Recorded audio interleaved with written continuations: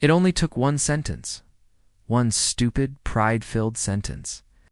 And that was enough to break everything. If you've ever let your mouth speak before your heart had the chance to think, or pushed someone away just to see if they come back, then maybe you'll understand what I'm about to say.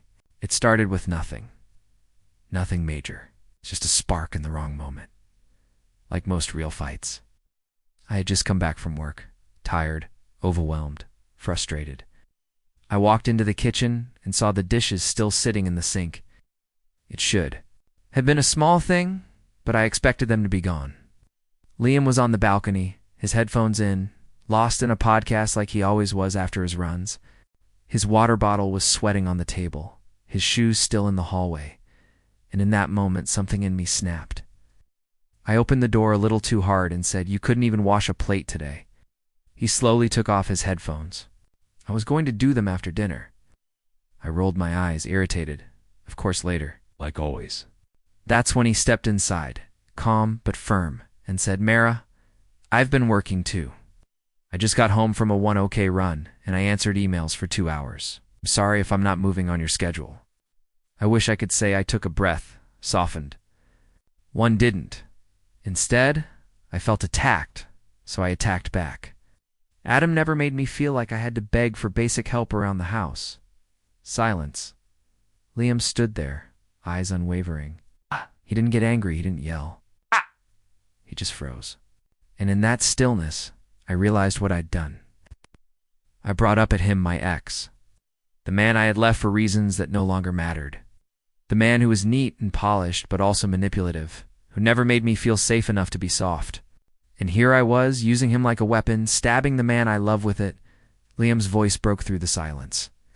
"Wow, that's low even for you." I tried to backpedal. I didn't mean it like that. But he didn't yell. He didn't curse. He just turned around, walked past me into the bedroom, and opened the closet. "Liam, what are you doing?" I asked, panic rising in my chest.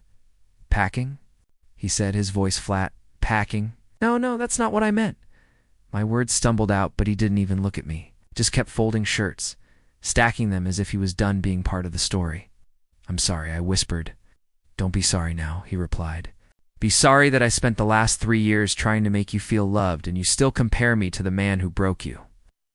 Those words hit harder than anything else could have. He wasn't yelling. He wasn't cursing. He was hurt, and that made it worse. He zipped up the suitcase. "That sound clothes in the bag.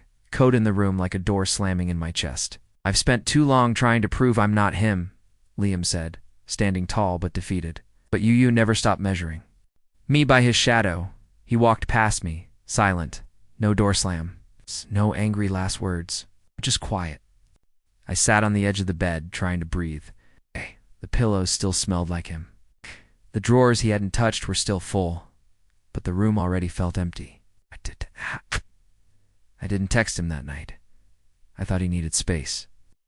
That space turned into 1 day, then 2, then 4. On day 5, I cracked. I sent him a voice note. "Liam, I didn't mean it, I swear.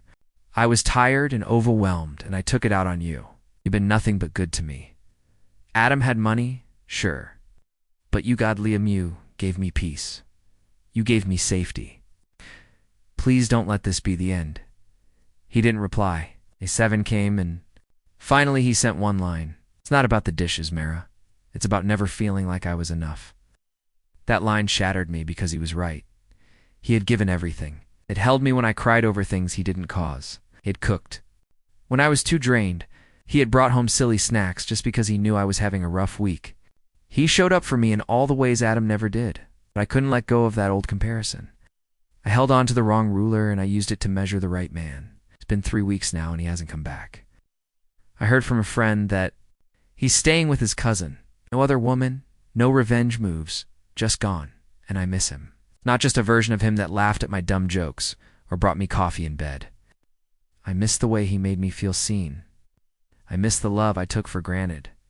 So I'm telling this story not because I think it will fix anything, but because maybe someone out there needs to hear this. Don't weaponize your past to hurt your present. Don't let anger speak the words your heart will never be able to unsay. And please, if someone is trying to love you right, see them, appreciate them, speak with softness, because I thought Liam would cool off. I thought low would be enough to bring him back. But sometimes even the most forgiving hearts reach a breaking point. I might have pushed too far with one sentence. One ghost from my past. One mistake I can't undo.